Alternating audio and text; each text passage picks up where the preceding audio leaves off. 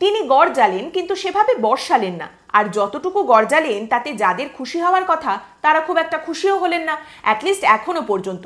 কিন্তু এর মাঝখানে একটা মোক্ষম প্রশ্ন উঠে এলো বাকি আরো অনেক প্রশ্নের সঙ্গে, যে রাজ্যপালকে কি পশ্চিমবঙ্গে গৃহবন্দী করে রাখা হয়েছে? যাই হোক, প্রথমে আমরা একটু এই গড়জানোর কথায় আসি। আপনারা জানেন সম্প্রতি ভোট পরবর্তী হিংসায় আক্রান্তদের সঙ্গে দেখা করতে গিয়েছিলেন রাজ্যপাল সিভি আনন্দ বোস। তিনি মাহেশ্বরী ভবন থেকে দেখা করে বেরিয়ে এসে কড়া বার্তা দেন। প্রতিবেদনে রাজ্যপালের রাগ এবং প্রতিবাদ বোঝানোর জন্য লেখা হয়েছে যে রাজ্যপাল বুঝিয়ে দিলেন তিনি কখনোই চুপ করে বসে থাকবেন না। তারই সঙ্গে রাজ্যপাল জানালেন এই গোটা বিষয়টা নিয়ে তিনি রাজ্যের কাছ থেকে রিপোর্ট তলব করেছেন। মুখ্যমন্ত্রী মমতা বন্দ্যোপাধ্যায়কে তিনি চিঠি দিয়েছেন। কিন্তু তারপরেও রাজ্য বিজেপি রাজ্যপালের ভূমিকা নিয়ে ক্ষুণ্ণ কেন? কেন টু লিটল টু লেটের তরজা উঠে আসছে? এতদিন কোথায় ছিলেন? কাউকে কেন দেননি দোষ রাজ্যপাল সিভি আনন্দ বোস? দেখুন, রাজ্যপাল থেকে কি হবে? রাজ্যপালের ভূমিকা তুলে দেওয়া উচিত। রাজ্যপাল কি জিনিস এই পদটাই আর থাকার কথা নয়, এই কথা আমরা বারবারই শুনেছি। বিশেষ করে এই রাজ্যের শাসক দলের নেতামন্ত্রীদের মুখে এই দাবি বারবার শোনা গেছে। কিন্তু এটা অস্বীকার করার কোনো জায়গা নেই যে বিজেপির যে রাজনীতি গোটা দেশ জুড়ে শেষ কয়েক বছরে দেখা গেছে, সেখানে শুধুমাত্র পশ্চিমবঙ্গ নয়, অন্যান্য রাজ্যের রাজ্যপালেরাও কিন্তু বিজেপির রাজনীতির অত্যন্ত এফেক্টিভ একটা অস্ত্র হিসেবে কাজ করেছেন। বিভিন্ন সময় প্রশাসনিক বিষয়ে হস্তক্ষেপ করা, প্রশ্ন করা, বিভিন্ন বিষয় নিয়ে বা বিভিন্ন ঘটনা নিয়ে মন্তব্য করা, প্রতিবাদ করা, খাপ বুঝে ঢিলেমি বা তৎপরতা বোঝানো, এই সমস্ত কিছু নিয়েই কিন্তু বারবার প্রশ্ন উঠেছে। আপনারা জানেন বিজেপি মুচকি হেসে বারবার বলতেই পারেন যে রাজ্যপাল সম্পূর্ণ নিরপেক্ষ ভূমিকা পালন করছেন এই রাজ্যে, কিন্তু প্রশ্ন তো বারবারই উঠেছে। এবং শুধুমাত্র পশ্চিমবঙ্গে এখন যিনি রাজ্যপাল রয়েছেন তিনি নয়, এর আগে যিনি ছিলেন, যিনি বর্তমানে ভারতের উপরাষ্ট্রপতি জগদীপ ধনখড়, পশ্চিমবঙ্গের শাসক দলের উপরে চাপ সৃষ্টি করার ক্ষেত্রে তার ভূমিকা অনস্বীকার্য। কিন্তু এখন দেখা যাচ্ছে এই সমস্ত কিছু কেমন একটা শেষের দিকে দাঁড়িয়ে রয়েছে এবং ইতি টানা হচ্ছে এমন জায়গায় দাঁড়িয়ে যেখানে রাজ্য বিজেপি পশ্চিমবঙ্গের বর্তমান রাজ্যপালের ভূমিকা নিয়ে প্রশ্ন তুলছে। পশ্চিমবঙ্গে বিজেপির মুখপাত্র এবং রাজ্যসভার সাংসদ শ্রমিক ভট্টাচার্য বলছেন, ভোট পরবর্তী হিংসা পশ্চিমবঙ্গে ঠেকাতে আমরা ব্যর্থ, কারণ পুলিশ আমাদের কথা শুনছে না, শুনবে না। এখানে পুলিশ অত্যন্ত কদর্য ভূমিকা পালন করছে। সংবিধানের রক্ষাকর্তা হিসেবে রাজ্যপালের এই গোটা বিষয়টা দেখা উচিত। আগে আমরা দেখেছি রাজ্যপাল সিভি আনন্দ বোস বিভিন্ন বিষয় নিয়ে প্রশ্ন তুলেছেন, সরব হয়েছেন, প্রতিবাদ করেছেন। কিন্তু এখন দেখা যাচ্ছে যে এই নির্বাচনের আগে থেকেই কেমন যেন শেষ কয়েক মাস ধরে রাজ্যপাল কেমন চুপ করে বসে পড়েছেন। আপনারা জানেন নির্বাচনের পর থেকেই ভোট পরবর্তী হিংসার খবর রাজ্যের বিভিন্ন প্রান্ত থেকে উঠে আসছে। বিরোধীরা অভিযোগ করছেন শাসক দলের অত্যাচারের অভিযোগ উঠে আসছে। ভোট পরবর্তী হিংসায় আক্রান্ত হয়ে ঘর ছাড়া হতে হয়েছে এইরকম 100 জন বিজেপি কর্মীকে নিয়ে রাজভবনে রাজ্যপালের সঙ্গে দেখা করতে যাচ্ছিলেন সম্প্রতি এই রাজ্যের বিরোধী দলনেতা শুভেন্দু অধিকারী। কিন্তু রাজভবনে ঢোকার আগেই তাকে আটকে দেওয়া হয়। রাজ্য পুলিশ শুভেন্দু অধিকারীকে আটকে দেন এবং এখানে শুভেন্দু অধিকারী প্রশ্ন তোলেন যে যদিও রাজভবনের অনুমতি তার কাছে রয়েছে, রাজ্যপাল সময় দিয়েছেন, তারপরেও রাজ্য পুলিশ কেন আটকালো? শুভেন্দু অধিকারী বলেন, প্রায় 1 ঘন্টারও বেশি গাড়িতে আমি বসে রয়েছি। রাজ্য পুলিশের আধিকারিকরা এসে বলল যে আমরা খোঁজ নিয়ে আসছি অনুমতি রয়েছে কিনা, রাজভবন থেকে আমরা জেনে আসছি। এই কথাটা বলে সেই যে তারা গেল, তারপর তাদের আর ফেরার কোনো নাম নেই। এইভাবে কেন আটকে রাখা হচ্ছে? শুভেন্দু অধিকারী দাবি করেন মমতা বন্দ্যোপাধ্যায়ের চরম ফ্যাসিবাদী রূপ সামনে উঠে আসছে। তিনি আরো বলেন যে রাজভবনে আমরা ফোন করেছিলাম, সেখান থেকে জানানো হয়েছে রাজভবনের বাইরের এলাকার আইন শৃঙ্খলার দায়িত্ব এই রাজ্যের পুলিশের হাতে রয়েছে। মমতা বন্দ্যোপাধ্যায় এবং বিনীত গোয়েলের নির্দেশেই এই সমস্ত কাণ্ডকারখানা ঘটানো হচ্ছে। তবে এই কথা বলেই শুধুমাত্র চুপ করে বসে থাকেননি শুভেন্দু অধিকারী। তিনি এই বিষয়টা নিয়ে আদালত পর্যন্ত পৌঁছে গেছেন এবং বিচারপতি অমৃতা সিনহার এজলাসে এই মামলাটি উঠেছিল। সেখানেই বিচারপতি অমৃতা সিনহা অত্যন্ত ইন্টারেস্টিং এবং অত্যন্ত গুরুত্বপূর্ণ বেশ কয়েকটি কথা বলেন। প্রথমত বিচারপতি সিনহা বলেন যে রাজভবনে কজনের যাওয়ার অনুমতি রয়েছে, কজন যাচ্ছেন, কতগুলো গাড়ি ঢুকছে, সেই সমস্ত কিছু রাজ্য পুলিশকে জানাতে হবে। শুভেন্দু অধিকারীর আইনজীবী পাল্টা বলেন গাড়ি একটাও ঢুকবে না, আমরা সকলেই পায়ে হেঁটে যাব। এখানেই রাজ্যের তরফ থেকে বলা হয় যে কারা যাচ্ছেন শুভেন্দু অধিকারীর সঙ্গে সেটা শুভেন্দু অধিকারীর পক্ষ থেকে কাউকে শনাক্ত করতে হবে।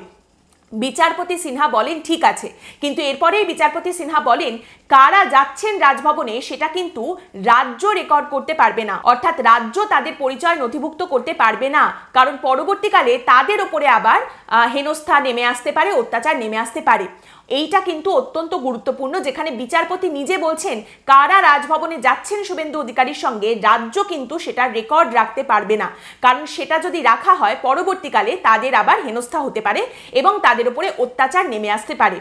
এরপরেই বিচারপতি সিনহা এর সঙ্গেই সেই মোক্ষম প্রশ্নটি জুড়ে দিয়েছেন এবং তিনি বলেন, রাজ্যপালকে পশ্চিমবঙ্গে কি গৃহবন্দী করে রাখা হয়েছে?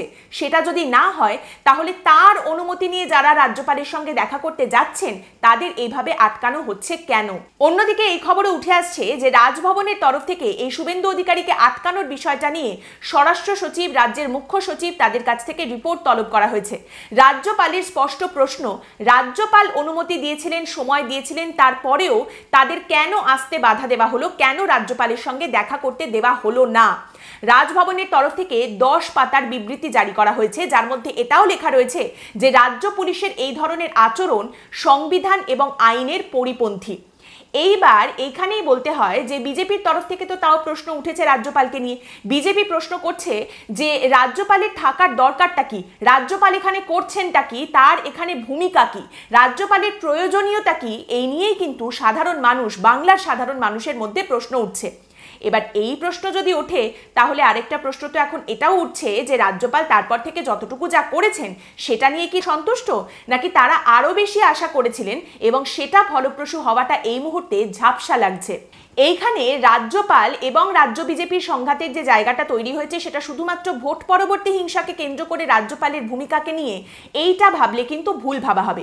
খেয়াল করে দেখবেন নির্বাচনের আগে থেকেই বেশ কয়েক মাস হলো রাজ্যপাল কেমন যেন চুপ করে বসে পড়েছেন, তিনি খুব একটা কোনো বিষয় নিয়েই কথা বলছেন না। যে রাজ্যপালকে আমরা দেখেছি বিভিন্ন বিষয় নিয়ে সরব হতে, প্রশ্ন তুলতে, অভিযোগ শুনতে, মুচলেখা গ্রহণ করতে, তালিকা সংগ্রহ করতে, তিনি অদ্ভুত রকমের নীরব হয়ে বসে পড়েছেন। অবশ্যই এখানে প্রশ্ন উঠে আসে, নির্বাচনের মুখে রাজ্যপালের বিরুদ্ধে যে শ্লীলতাহানির অভিযোগ আনা হয়েছিল স্ট্র্যাটেজিক্যালি সেটাই কি রাজ্যপালের মুখে লাগাম পড়াতে সক্ষম হয়েছে? এমনিতে এটা সকলেরই জানা যে রাজ্যপালের বিরুদ্ধে কোনো রকম ফৌজদারি মামলা করা যাবে না, আইনি পদক্ষেপ, শাস্তিমূলক পদক্ষেপ কিছু নেওয়া যাবে না। তাহলে শুধুমাত্র কুৎসা করার জন্য এবং রাজনৈতিক কাদা ছোড়াছুড়ির জন্যই কি এই অভিযোগ তুলে আনা হয়েছিল? রাজ্যপাল যদিও সেই সময় বলেছিলেন যে এই দাদাগিরি বা বলা ভালো দিদিগিরি তিনি সহ্য করবেন না, কিন্তু তারপর থেকে রাজ্যপালের যে ধরনের নীরবতা দেখতে পাওয়া গেছে সেটা আমাদের রাজ্যের শাসক দলকে শুধুমাত্র পুলকিত করেছে তাই নয়, রাজ্য বিজেপির গাত্রদাহেরও কারণ হয়ে দাঁড়িয়েছে। বাংলার সাধারণ মানুষের মধ্যে থেকেও এই মুহূর্তে এই প্রশ্ন উঠে আসছে যে তাহলে চেক অ্যান্ড ব্যালেন্সের যে জায়গাটা তৈরি হয়েছিল সেটাকে কি রাজনীতি সম্পূর্ণভাবে চুপ করিয়ে দিতে সক্ষম হয়েছে? দেখুন, রাজ্যপালের ওপরে শুধুমাত্র শ্লীলতাহানির অভিযোগ এনে চাপ সৃষ্টি করার চেষ্টা করা হয়েছে তা কিন্তু নয়। এর আগে তৃণমূল কংগ্রেসের তরফ থেকে আরো দুটো বিষয় নিয়ে কিন্তু চাপ সৃষ্টি করার চেষ্টা করা হয়েছে রাজ্যপালের উপর। এক হচ্ছে সম্প্রতি যেটা জানা গেছে তৃণমূল কংগ্রেসের 4টি সংগঠন, যার মধ্যে প্রাথমিক শিক্ষক সমিতি, মাধ্যমিক শিক্ষক সমিতি এবং ওয়েবকুপা রয়েছে, তারা কিন্তু ঘোষণা করেছিল একটি কর্মসূচি, রাজভবন ঘেরাও কর্মসূচি। এবং দ্বিতীয়, এই নির্বাচনের সময়ই আপনাদের নিশ্চয়ই মনে আছে রাজ্যপাল বুকে বিজেপির প্রতীক পদ্মফুল লাগিয়ে ঘুরে বেড়াচ্ছেন এবং এর মাধ্যমে ভোটকে প্রভাবিত করার চেষ্টা করছেন, এই অভিযোগ তুলেছিল তৃণমূল কংগ্রেস এবং তৃণমূলের তরফ থেকে এই বিষয়টা নিয়ে রাজ্যপালকে আক্রমণও করা হয়েছিল। আপনারা জানেন 2022-এ রাজ্যপাল শপথ গ্রহণ করেছিলেন, তার মানে 2027 পর্যন্ত টেকনিক্যালি 5 বছর কমপ্লিট হচ্ছে, 27 পর্যন্ত নিশ্চয়ই তিনি থাকবেন। তাহলে 2026-এ এর মাঝখানে বিধানসভা নির্বাচন রয়েছে। এইবারে যেরকম নির্বাচনের পরে পশ্চিমবঙ্গের মাটি থেকে ভোট পরবর্তী হিংসার অভিযোগ উঠে আসছে, 2026-এর নির্বাচনের পরেও নিশ্চয়ই আবার সেটা দেখতে পাওয়া যাবে, হিংসা থাকবে। তাহলে এখানে 3টে প্রশ্ন উঠে আসে। প্রথম প্রশ্ন, রাজ্যপাল কি সেই হিংসা নিয়ে মুখ খুলবেন? এই মুহূর্তে রাজ্যপালকে কি আবার কথা বলতে দেখতে পাওয়া যাবে? তিনি কি সরব হবেন, নাকি মেঘের আড়ালে তিনি সেইভাবেই নীরব হয়েই বসে থাকবেন? যেন মনে হচ্ছে একটা অদৃশ্য বন্দুক তাক করা রয়েছে রাজ্যপালের দিকে এবং এই পরিস্থিতিতে রাজ্যপাল মনে করছেন চুপ করে থাকাই শ্রেয়, কথা বললেই সেই বন্দুকটা হয়তো চলে যেতে পারে। দ্বিতীয় প্রশ্ন, শ্লীলতাহানির সত্য আমরা কি কোনোদিনও জানতে পারবো? এই ঘটনা কি সত্যিই ঘটেছিল? যদি ঘটে থাকে তাহলে তার কি শাস্তি হতে পারে? কিংবা এই ঘটনা কি আদৌ ঘটেইনি, শুধুমাত্র রাজনৈতিক কুৎসার জন্য মিথ্যে অভিযোগ করা হয়েছিল? এই জিনিসটা আমরা কি আদৌ কোনোদিন জানতে পারবো? এবং 3 নম্বর প্রশ্ন, সেই মোক্ষম প্রশ্ন, রাজ্যপাল পদটার কি এখনো সত্যিই দরকার রয়েছে, নাকি সত্যি খাজনার থেকে বাজনা বেশি হয়ে যাচ্ছে? আপনাদের কি মনে হয় অবশ্যই জানাবেন কমেন্ট করে।